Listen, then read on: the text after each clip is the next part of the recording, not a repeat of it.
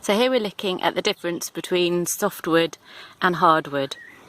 The softwood is basically this year's growth in the spring. So we're here at the end of May, and all of this soft, bendy growth on the rosemary has grown this year. If we zoom in there, you can see the hardwood, and as we go up, that would have been probably last year's growth, and as we go further down the plant, we see older growth until we get to the very woody base. When you hear about cuttings or read about them, often you'll see three different types. Softwood, which is this year's growth in late spring, early summer. Hardwood, which is this year's growth but at the end of the year, so in the autumn or sort of early winter. So it's just the previous year's growth after it's hardened off. And semi-ripe, which is in between. So it's this year's growth, and in a few months, by late summer, July, August, this very soft bendy growth will have hardened up a bit. It'll sort of toughened up, and that's the semi-ripe stage. So here in late May we're looking at softwood cuttings from this year's growth, this lovely bendy growth. And softwood cuttings are, there's lots of plants that you can propagate by softwood cuttings. Lots of herbs are particularly good to do like this, so rosemary, thyme, sage, marjoram, lavender. So this morning we're going to look at propagating some rosemary using the softwood, and so we'll have a look at how it's done. Finally, we're going to have a quick look at some of the herbs that you could be taking softwood cuttings of at this time of year, in sort of mid to late spring. We're focusing on herbs, but there's lots of ornamentals that you could be taking cuttings of. If you're not sure, it's worth looking in a book and just checking out whether they propagate best by softwood cuttings, semi-ripe cuttings, or hardwood cuttings. There's also some other methods, so root cuttings is another method, and division. So there's a few different ways of propagating perennials. This one's focusing on softwood cuttings, but if you're not sure, have a look. Also, just have a go and see what works. Here we've got wormwood, Artemisia absinthium. That's got lots and lots of this lovely, abundant softwood growth. Should take really well from cuttings. The mints take really well from softwood cuttings. Here's peppermint. It's very abundant as well. You can even, with mints, you can even just take your cutting and pop it in a glass of water, and the roots should start growing within a few weeks, and then pot it on before the roots get too big. They root very easily, and you can also take root cuttings with mints. And lemon balm here is very similar, so softwood cuttings or root cuttings. Thyme is another plant that takes really well from softwood cuttings. However, one thing to be aware of is that it's important to take cuttings from growth that isn't flowering. When plants are flowering, they put their energy into the flowers, so they won't have so much energy to put into rooting. There's some bits of growth here that aren't flowering, but the majority is. So what I'll do with this is wait till it's finished flowering, let the bees have their feast, and take cuttings from non-flowering growth a bit later in the year.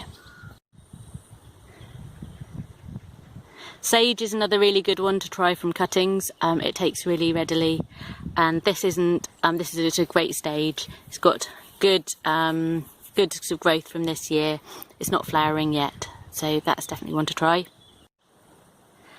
Lavender takes really well from cuttings.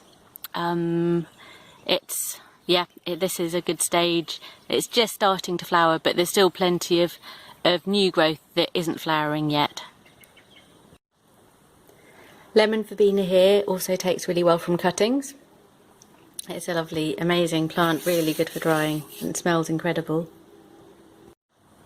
And hyssop is another really good one to take from cuttings. This growth is very fresh now, so it might also be worth trying some a bit later in the season, but I'll definitely try some now. Of course, with everything to do with plants and all of nature, there's exceptions to the rules. So just to quickly look at a couple of perennials that won't propagate from cuttings. Fennel, leaf fennel, Herbie leaf fennel is a perennial plant, short-lived perennial.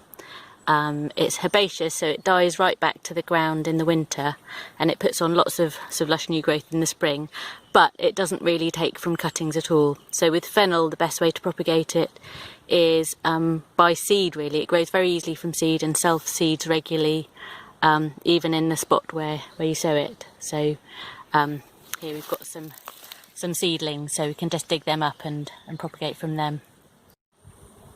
Chives and all the alliums are another group of perennial plants that don't take from cuttings. You can see they're herbaceous, so they die back in the winter, but they have these blades, their leaves are sort of blades that come up from the ground, so they don't have the nodes where they'd root from.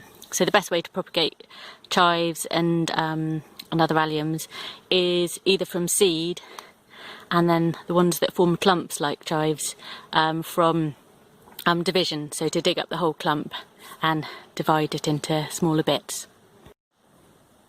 So just to summarise what we've done, I took the new growth from some rosemary, the softwood growth from some rosemary, cut it to about 7.5 centimetre strips, took off all the side leaves and most of the top leaves, just leaving a few at the top. On plants with bigger leaves, like lemon verbena or sage, you'd maybe just want to aim to leave between 2 and 4 leaves at the top. I then put it into moist compost at about 5 centimetre spacing. I've given it this little greenhouse to keep the moisture in, and I'm going to put it somewhere shady. It's at this stage, the balance between being too wet and too dry is very delicate.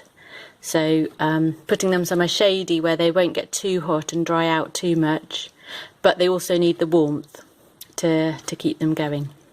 So I'm going to just tuck them under the bench in the propagation house. If you've got a sunny windowsill, that would also be good, but not in direct sunlight. And just keep an eye on them. Make sure you don't overwater them, but also don't let them dry out. Propagating your own plants is an amazing, really rewarding, satisfying and pretty straightforward thing to do. Almost all of the plants in this herb garden, which has become a bit of a jungle, have been propagated either from cuttings or from seed or a combination. So it's a really good, exciting way of creating loads of new plants from ones that you've got or ones that your friends have got.